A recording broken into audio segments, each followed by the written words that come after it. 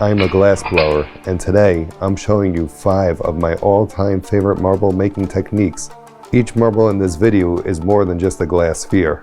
They embody generations of craftsmanship, each created using time-honored techniques and carrying its own unique story. Stick around because some of these may just blow your mind. And who knows, it may even inspire you to start your own collection.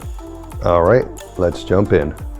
For those of you who are new here, welcome to the Fusing Shop. My name is Sim and I'm a lamp worker who specializes in making custom borosilicate glass art. And on this channel, I share everything you need to create glass pieces just like these. Working with molten glass is something I love to do. Today's video is special because I'm going to give you a close-up look on my favorite marbles that I made over the past few years. Each piece is crafted differently, and I want to invite you to explore my marble making videos to get a glimpse into the fascinating art of glass blowing. So let's start with marble number 1. So the way I'm going to do the video is I'm going to show you guys my favorite marbles as I kind of learned how to make them.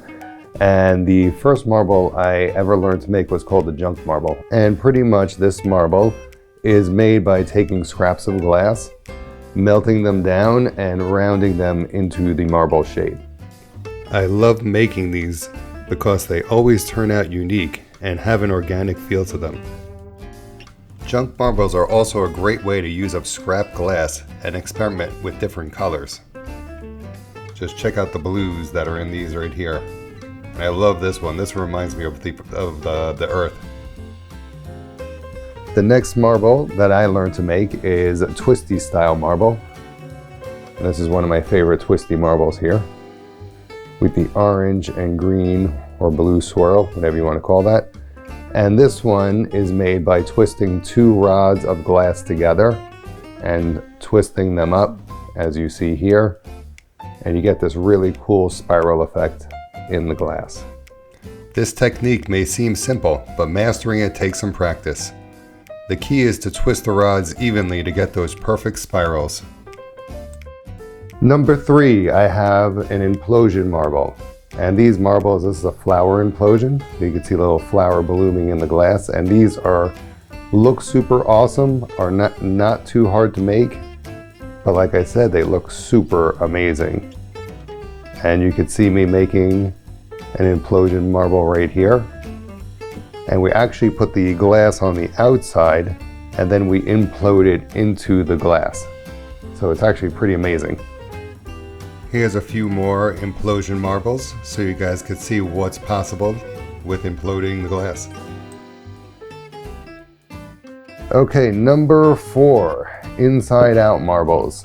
These are 2 of my favorites, my inside out.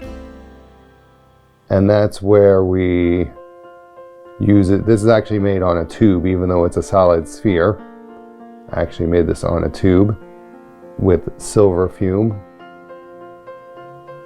And then I condensed that tube down and imploded it, rounded it out, and boom, you have a really cool marble. Now this one is done, this is also an inside out. This is done with gold fume. You can see I'm a big fan of silver and gold. And then the last marble I have for you guys is actually one of my favorites. It's called the Galaxy Marble, and it is pretty awesome. See me make a Galaxy Marble in this video here.